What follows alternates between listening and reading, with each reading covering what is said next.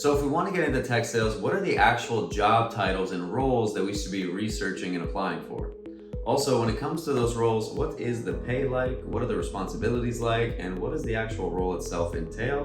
Don't worry guys, we're going to address all those questions right now. Welcome back to the channel, everybody. Danilo Caprick here, aka the best dressed man in tech sales. And what we're going to cover in this video today is what are the specific jobs and titles that you should be applying for if you want to break into tech sales, and what does each role and title entail? What is the pay like? What are the responsibilities like? That is exactly what we're going to get into today. So without further ado, let's get into it. All right guys, so the first role that we're going to talk about in tech, and this is a very entry-level sales position. So if you're trying to get into tech sales, you're most likely going to be looking for this role. And the title of the role is SDR, or Sales Development Representative.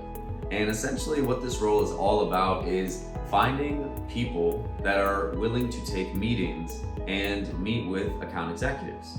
Account executive is a different role, we'll talk about that in a second, but the SDR's job is really about getting meetings and setting meetings, that way the company can generate revenue, okay? So what this typically looks like on a day-to-day basis is a sales development rep will be firing out cold emails, they'll be doing a lot of cold calling, and even automating some outreach as well in terms of emails, maybe LinkedIn messages, stuff like that. But the whole game or the name of the game for SDRs is set meetings, get people live on the phone, get them to agree to meetings so that way account executives can hopefully close them and generate money for the company. Now, a lot of people also see the SDR role as kind of bottom of the barrel, like you're doing all the grunge work, but let me just be clear about one thing, guys. Companies need SDRs. Also, companies would be dead without SDRs. So don't think that this is some very unimportant role or it's bottom of the barrel type stuff. No. You are extremely important to the company as an SDR, because without you, they would literally perish. They would have no pipeline. They would have no ability to create revenue if it wasn't for you. So just know that SDR, being a sales development representative, is one of the most important roles that you can actually hold at a company. So keep that in mind for this one as well. Now, when it comes to the pay for SDR role, you can expect anywhere from, I would say on the low end, $40,000 to $70,000 on the high end. And that is just from a salary perspective.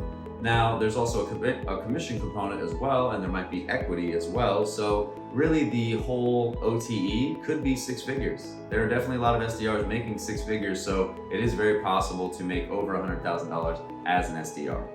Now, the second role we want to talk about is very similar to SDR. Honestly, it's just a change of language, but you're going to see it out there, so I want to make sure you're aware of it. And that role is the BDR, okay? So Business Development Representative.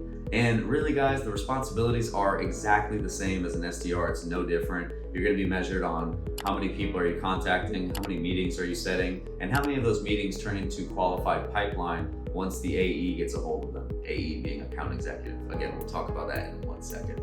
But again, guys, that's what the BDR and SDR role is all about. It's getting meetings, it's making contact, a lot of cold calling, a lot of cold emailing, all with the hopes of generating meetings.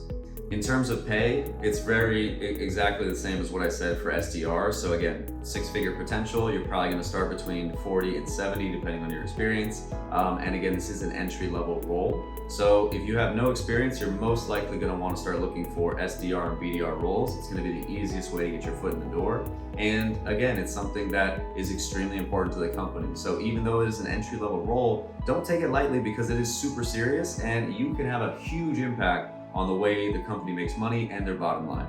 All right guys, the third role that we're going to talk about is currently the role that I've been in for a number of years now, and that is the account executive role, okay? Most people who are SDRs or BDRs kind of aspire to become an account executive, because the difference between an account executive and an SDR or BDR is that the account executive is not only getting meetings, right, and doing some of that on their own, but they're taking the meetings that the SDRs generate and they're actually turning those into hopefully closed deals, okay? So the way the flow works is SDRs will get the meeting, transfer it to the account executive, and the account executive will actually run that meeting.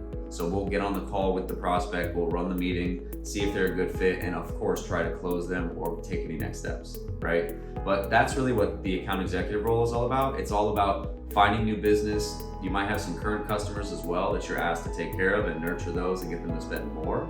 So it's really a mix of closing new business and nurturing existing business. But that is what the AE role is all about. It's making sure that we can close deals and get current customers to continue closing more deals or use more of our product. In terms of pay for the account executive role, honestly, it's a big range. I think the lowest you could probably expect is maybe $60,000 for a very entry-level, mid-market account executive position.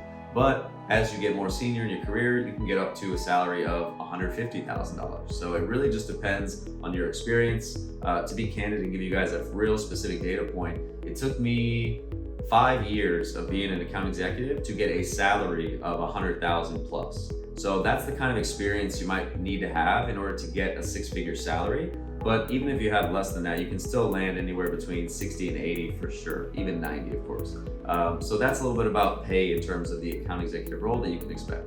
So there you guys have it. Those are 3 specific roles that you can count on seeing and applying for if you're trying to get into tech sales. Again, it was BDR, Business Development Rep, SDR, Sales Development Rep, and Account Executive or AE, all right? Now the difference between those roles again is the SDR and BDR, it's all about getting meetings, right? Very entry level, so if you have no experience, these are the roles you wanna go after.